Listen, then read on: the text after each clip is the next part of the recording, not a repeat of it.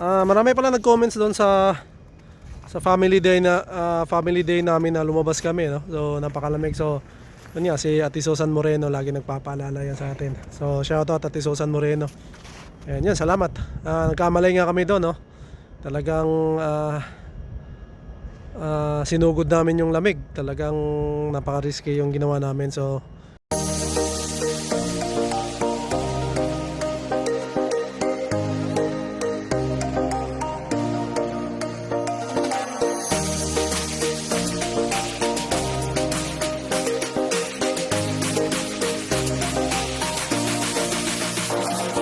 Davao del Sur nandito. Oh, Canada.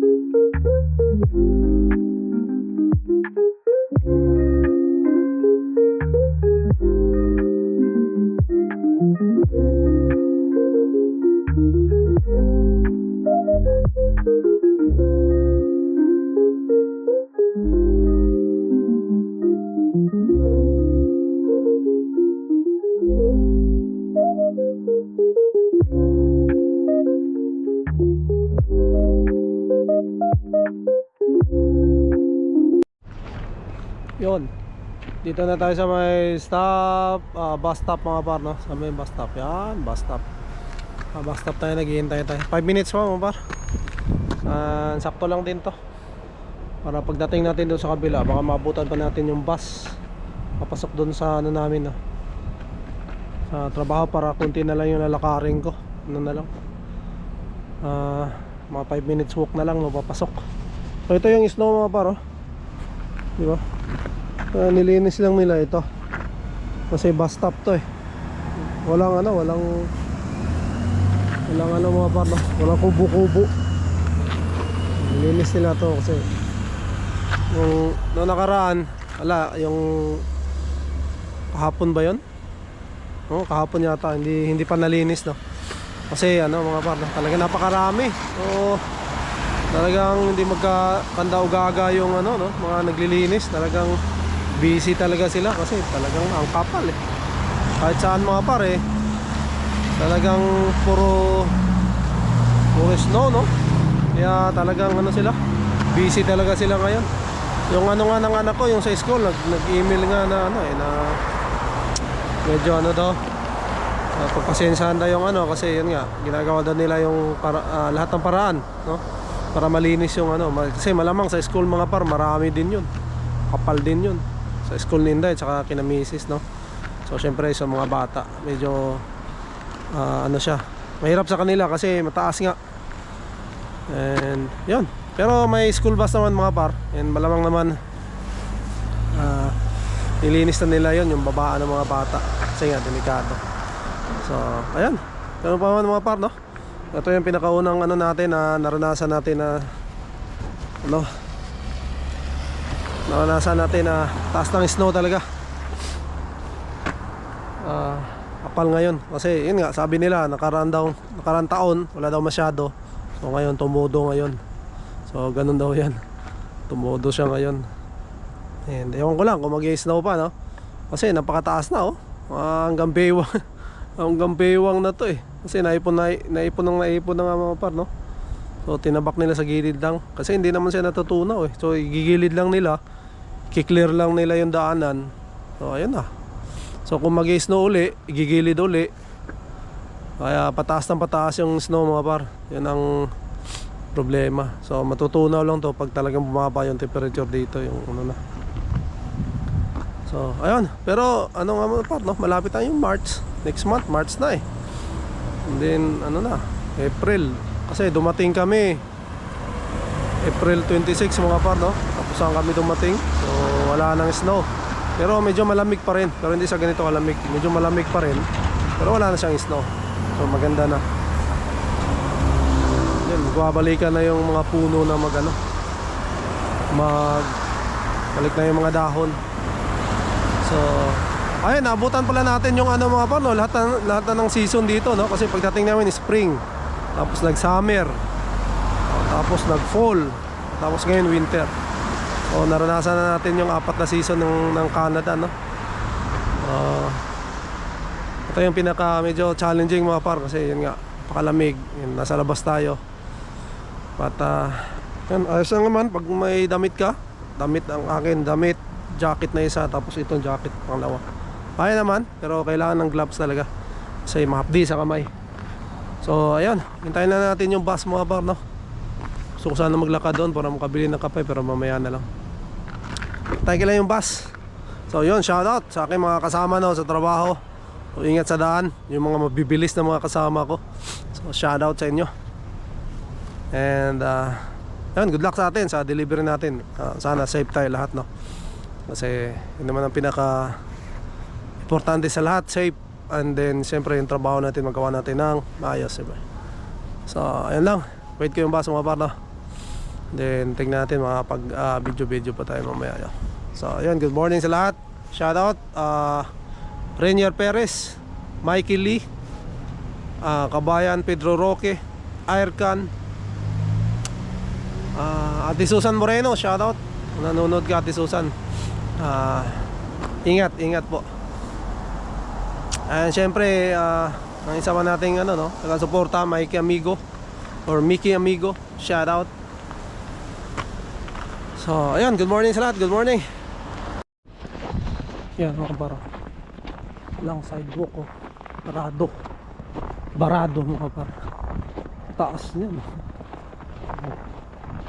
Ba, diyan dapat dadaan yung tao, kaya lang barado pa. Ito okay na, yung banda barado, kapal ang sasakyan, no? Kamas oh.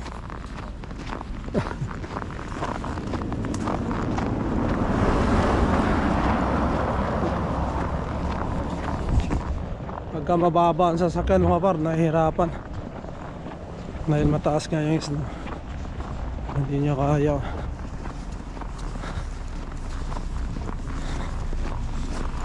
Kaya mahirap mga par pagka ano yung sasakyan mo, yung ito, kotse dito, kasi lugi ka pag snow.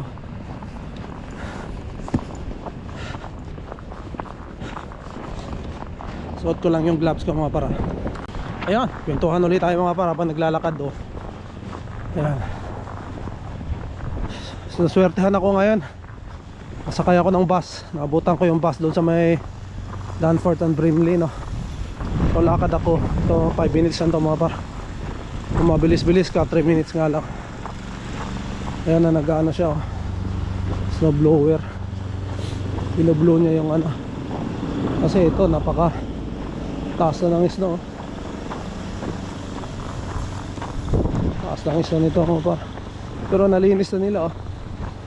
Doon na sa may harap, hindi.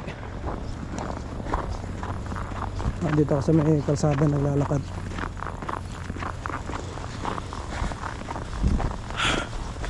Pero yung ano mga parda, yung mga sasakyan dito sa papasok, dahan-dahan naman sila kasi madulas din talaga. And then syempre maganda rin exercise ng mga par, no? Paglalakad. Ano ako dito, tuntua ako rito mga par, no? Pagka gusto ko maglakad-lakad talaga. So medyo ano lang, challenging lang kasi ano siya, may snow, no? Pero malaking tulong sa katawan natin itong paglalakad, kasi lagi ka nakaupo, diba? So talagang ano to, exercise mga par. Sunod-sunod, no? Si Alfredo, Boss Alfredo, nasinahan tayo.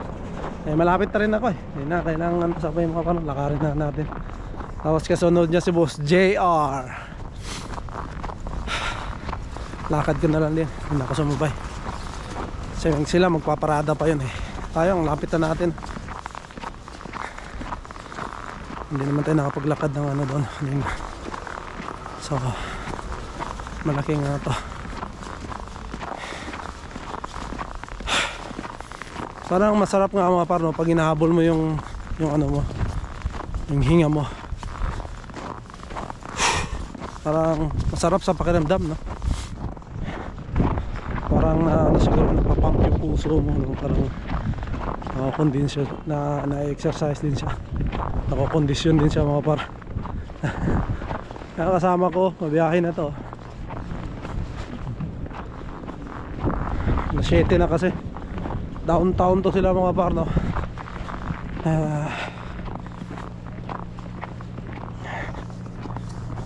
Biyahe na to sila.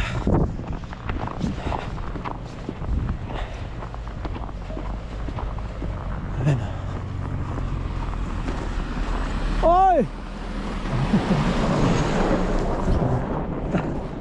Kasama ni Jason si ano, yung Chinese na driver. Ibang ruta siguro siya. Ayun, pasok muna ako mga par. Dito ako sa trabaho na. Mamaya uli. So ingat lagi sa daan, no? Laging paalala, huwag tumabi sa truck mga par. Ingat and dahan-dahan lang mga par na sa pagmamaneho na. Yun. Oh, yun mga par. Shout out. Post na kami, no? Ganda ng sunset ngayon, no? Araw mga par, design lang eh, no? May araw pero malamig. Basta kami, hintayin ko lang si Boss JR mga par, no? Meron pang inano doon sa taas. Pero talagang ano na eh, no? Butik na, oh. Talagang ganun talaga, oh. Putik mga par. Yung ice naging putik na. Napal pa, oh. Doon. Malamig. So, ayan. Marami pala nag-comments doon sa family day namin na lumabas kami, no? So, napakalamig. So, yun nga, si Ate Susan Moreno lagi nagpapaalala yan sa atin. So, shout out Ate Susan Moreno. Ayan, yan, salamat. Nagkamalay nga kami doon, no? Talagang sinugod namin yung lamig. Talagang napaka-risky yung ginawa namin. So, hindi na namin iulitin yun. And talagang ano eh, nahirapan kami, pati si Inday, no? Kasi talagang nagreklamo siya na malamig. Hindi pa kami nakadala ng gloves mga par. Kasi akala kasi namin bukas yung ano, STC. So doon sana kami kakain. Tapos pag uwi namin mag-u-Uber na lang kami mga par, no? So yun ang plano sana namin, para kasi alam naman namin na malamig. Yun. Kaya lang ang problema, sarado mga par ng STC, no? Yun, naghintay nga kami ng bus kasi hindi naman kami makapag-Uber doon sa mismong bus station kasi hindi naman papasok yata yung ano doon. Kaya yun, napag-desisyon na namin na dumaan na lang kami doon sa Korean restaurant, no? Para makabili, tapos sa bahay na lang kami kakain. Isa pa yun, nagkamali rin talaga kami noon kasi naglakad nga kami, malamig, madulas, no?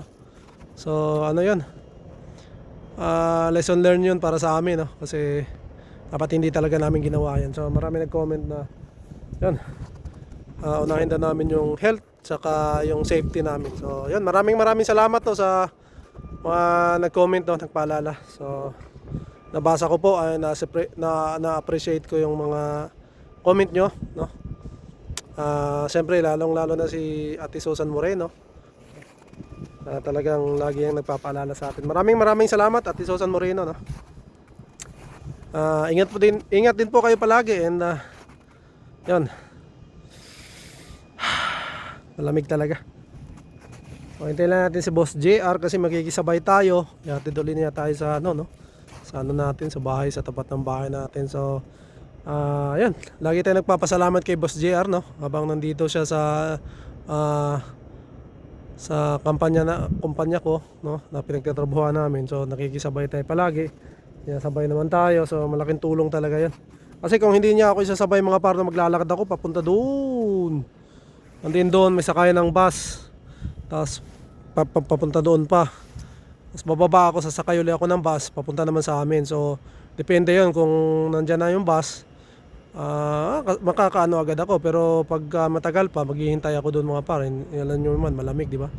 So, ngayon summer pala mga par, no? Pala kong bumili ng bisikleta or electric bike. Tignan ko kung kahit yung mga second hand lang. So, yun. Sa mga nanonood, no? Kung mayroon kayo mga par na mga second hand na electric bike, no? Kasi gusto kong magbike na lang papunta rito sa umaga at saka pauwi pagka summer, wag lang winter mga par, no?